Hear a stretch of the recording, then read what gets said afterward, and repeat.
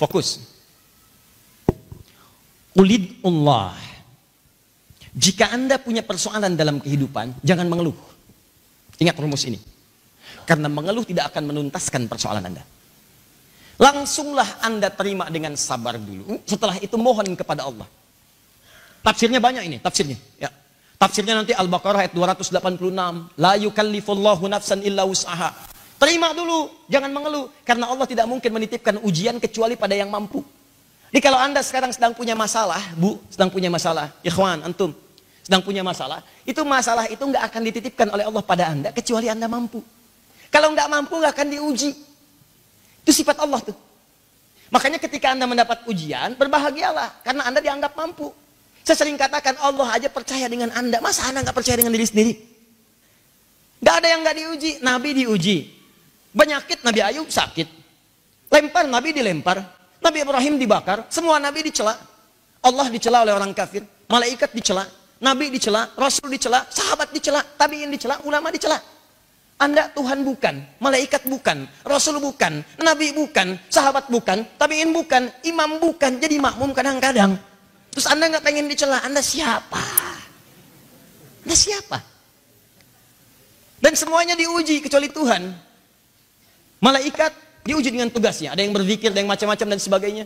Ya kita diuji dengan amal saleh, semua diuji. Hanya Allah yang memberikan ujian yang tidak pernah diuji. Kita diuji.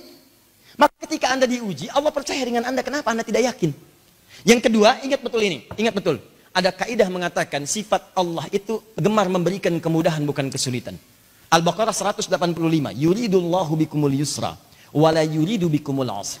Allah menginginkan kemudahan bagi hidup Anda, bukan kesulitan. Jadi kalau Anda sulit hidupnya, bukan Allah yang salah, Anda sendiri yang memilih susah. Dan kaidah mengatakan inna ma'al usri yusra. Kalau Anda sedang punya kesulitan, kata Allah, langsung yakinkan pada jiwa Anda, ini pasti selesai, ada solusinya, ada solusinya. Nah, ketika Anda sudah punya keyakinan itu, Anda bertanya, ya Allah solusinya apa? Yang pertama kata Allah, adab yang pertama kalau sedang punya persoalan, langsung mohon kepada Allah solusinya. Sabar, terima, minta kepada Allah. Wasta'inu bis sabri wasta'inu, kalau punya masalah minta kepada Allah, terima dulu dengan sabar. Lalu minta. Minta lewat sholat, minta. Ada lagi cara yang lain, ya Allah, selain sholat ada. Yang minta lewat sholat itu Nabi Zakaria, Quran surah ketiga, 38 sampai 39. Ya, Nabi Ismail bahkan minta keluarganya sholat, Quran surah 19 ayat 55. Nabi Isa, Quran surah 19 ayat 31 sampai 33. Nabi Musa diminta sholat, Quran surah ke-20 ayat ke-14. Semua Nabi Rasul sholat, masa Anda bukan Nabi bukan Rasul nggak sholat? Nah di luar itu berdoa, kata Allah minimal kalau belum tiba waktunya sebut namaku, kulid Allah, minta ya Allah. Awidur Rahman, ya Rahman. Atau yang paling menarik, ini yang luar biasa. Ayyamma tad'u falahul asma'ul husna. Alhamdulillah. Ayyamma tad'u, setiap Anda punya persoalan, minta kepada Allah, falahul asma'ul husna. Dia punya nama-nama terindah yang terbaik. Husna itu bukan sekedar bagus, tapi nama yang sesuai dengan kebutuhan Anda. Silahkan. Anda punya masalah dalam rezeki, kesulitan, minta ya Allah ya Razzaq. Anda punya masalah yang belum tuntas, ya Allah ya Al-Fattah. Anda diganggu orang di pekerjaan, Allahumma ya Allah ya Al-Jabbar, ya Al-Malik. Anda ingin dikuatkan kesabaran, Allahumma ya Sabr. Anda besok berhadapan dengan ujian, ingin dikuatkan pikiran Anda, Allahumma ya Al-Alim. Minta banyak sekali. Dan hebatnya, tidak ada kebutuhan Anda, kecuali Allah memiliki nama terbaik untuk Anda memanggilnya. Sesuai dengan apa yang Anda butuhkan. Makanya kalau baca Al-Asmaul Husna, saran saya, kalau berhafal silahkan. Tapi kalau memohon doa, jangan disebutkan semuanya, repot Anda nanti.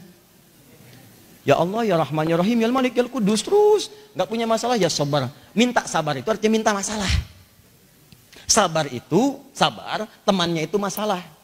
Buka Quran surah kedua ayat 155, paling kiri sebelah atas. Walanabluwannakum bisyai, kami akan uji setiap orang dengan masalah. Minal khauf, khawatir, wal ju' lapar, wa naqsi minal amwal, harta berkurang, wal anfus, sakit sampai meninggal, wa thamarat, hasil kerja keras diambil orang, wa basyiris sabirin, ditutup dengan sabar. Berbahagialah orang-orang yang sabar saat diuji, sabar bersanding dengan ujian. Jadi kalau Anda nggak ada apa-apa minta sabar, artinya Anda minta diuji.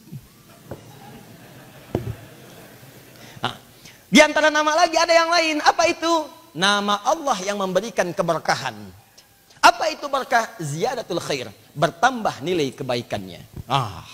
Ini rahasia terbesarnya. Berkah itu bertambah nilai kebaikannya, ziyadatul khair.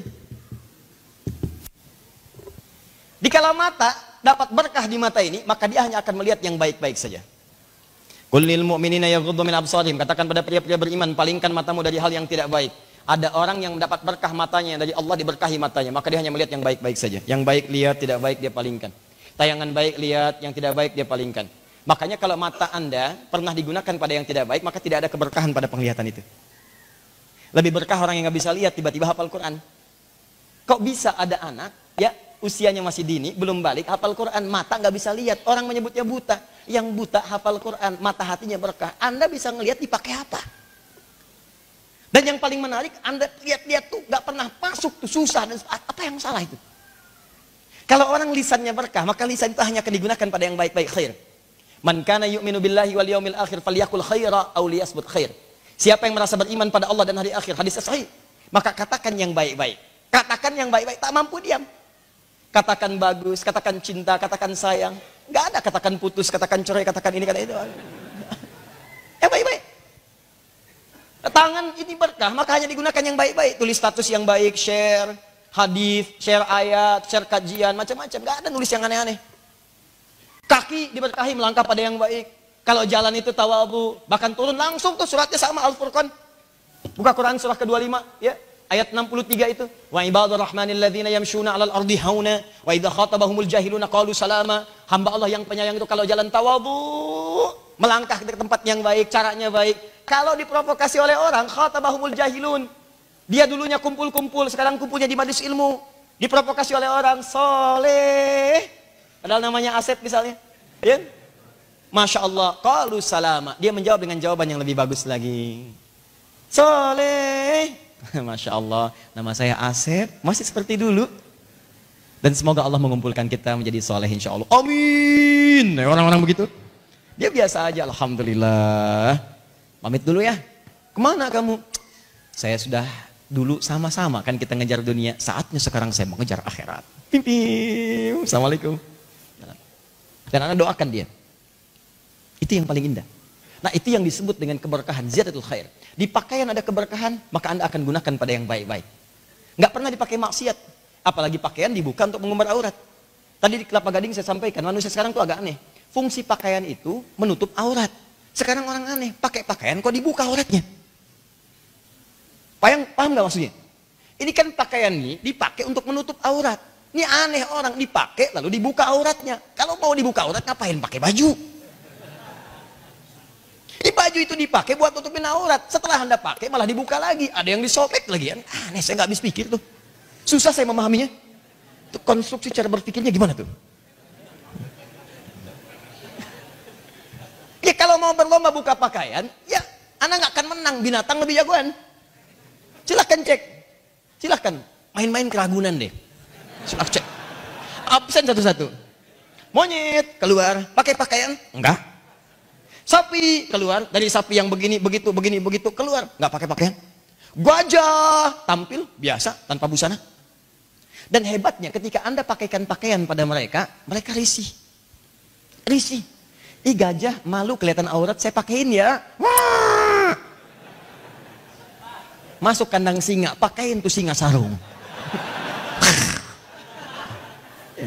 Itu bedanya dengan manusia. Manusia itu kebalik. Kalau nggak berpakaian risih. Itu poinnya. Jadi pertanyaan saya, Anda itu manusia apa binatang? Coba pikirkan lagi. Jelas ya? Itu sederhana saja. Itu begitulah. Nah ini baru tubuh kita. Belum nanti rumahnya berkah enggak? Kendaraannya berkah enggak? Ayo sendalnya berkah enggak? Handphonenya berkah enggak tuh? Berapa kali dan berapa banyak benda yang melekat pada kehidupan kita mengandung keberkahan. Nah kalau Anda ingin mendapatkan keberkahan itu, maka Anda dekati pemilik keberkahan. Pemilik keberkahan punya sifat memberikan berkah. Berkah yang kuat yang diberikan, saya yang punya, saya pegang kuat. Dan saya berikan pada yang saya kehendaki. Maka bahasa Arabnya tabarak.